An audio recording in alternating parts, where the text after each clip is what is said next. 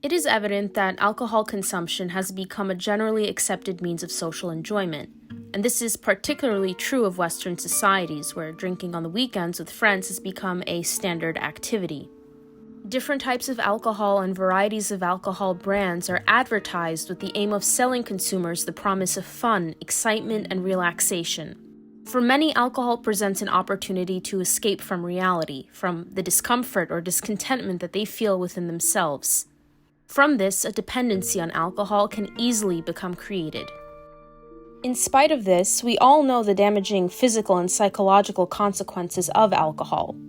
Depression, anxiety, addiction, aggression, lust, weight gain, liver issues are just some of the detrimental effects of this substance. But what is seldom addressed is the implications of alcohol on a vibrational or energetic level. And this is exactly what we will uncover in this video. The information presented here draws from various ethical traditions and spiritual texts on the matter, as well as from some mystical and personal interpretations.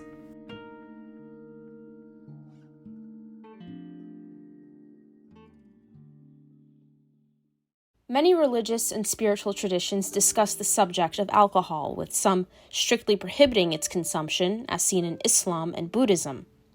While the common interpretation of the Christian Bible does not entirely forbid drinking, there are numerous passages that advise against its misuse in order to avoid any of its potential negative effects. In fact, according to the Christian tradition, alcohol is not sinful in and of itself. Instead, it is the human tendency to drink excessively and become addicted that is problematic.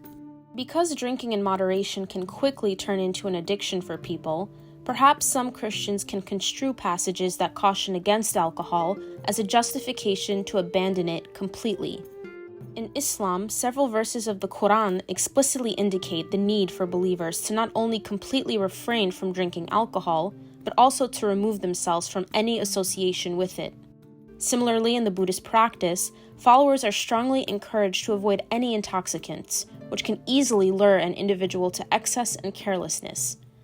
Even if you do not consider yourself a follower of any type of organized religion, the rules surrounding the avoidance of alcohol across these religious traditions fundamentally address an issue of spiritual concern and importance. It can be understood that alcohol is either not permitted or not recommended because of its ability to prevent a person from attaining spiritual growth and enlightenment. Have you ever heard of anyone feeling good after a night of drinking? That's because alcohol is a depressant. It lowers one's inhibitions, rendering a person susceptible to expressing raw emotion, engaging in lustful behaviors which can ruin relationships, and having aggressive encounters with others. Additionally, many know the experience of a bad hangover, which comes with a multitude of negative feelings, such as anxiety, depression, regret, or shame, and all this invariably lowers one's vibration.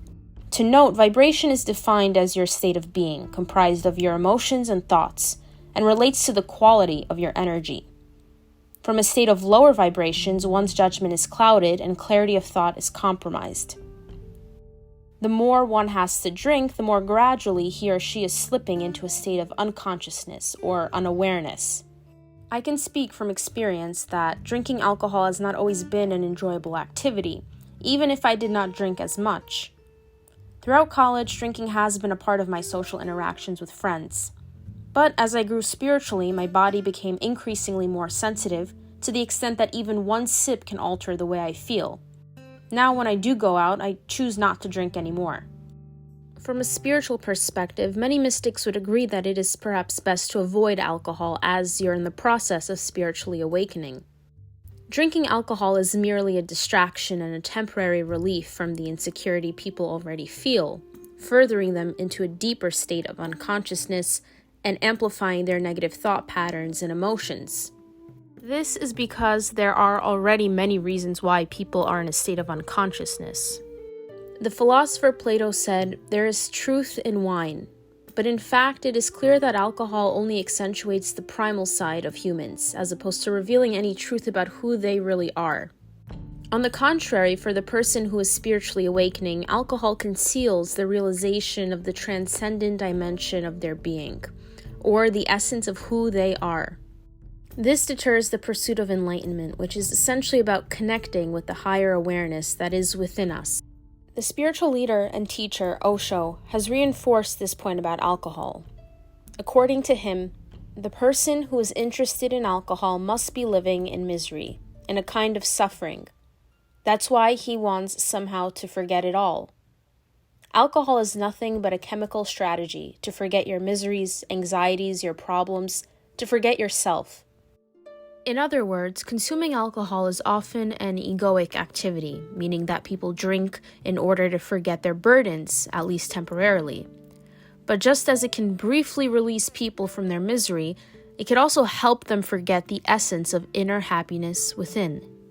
But all of this isn't to say alcohol is necessarily inherently bad or that all people who drink alcohol do so to free themselves of misery.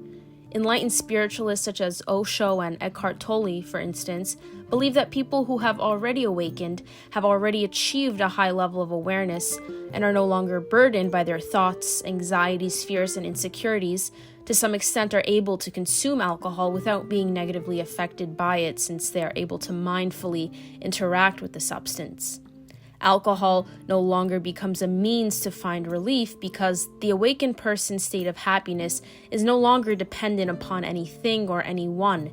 As such, they either don't feel the need to drink in excess or even drink at all.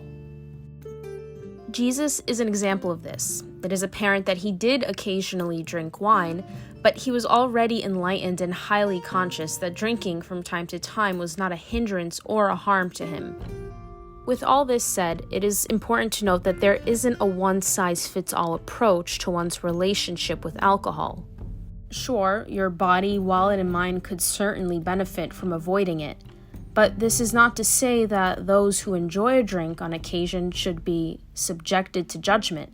And equally, one's choice to have a drink does not mean they are less spiritual than the person who doesn't drink. It really depends on the person and his or her sensitivities and state of consciousness.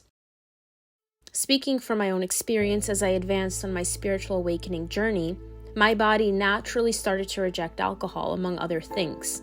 Others can say the same thing about meat, dairy, or sugar, for example. Regardless, the fact that many spiritual texts explicitly forbid alcohol consumption, or at least warn against its misuse, is telling. And the spiritual benefit of refraining from intoxicants is much greater than engaging in them, even in moderation. Ultimately, spirituality is about listening to your own inner wisdom, and only you can determine what works for you. Thank you for watching.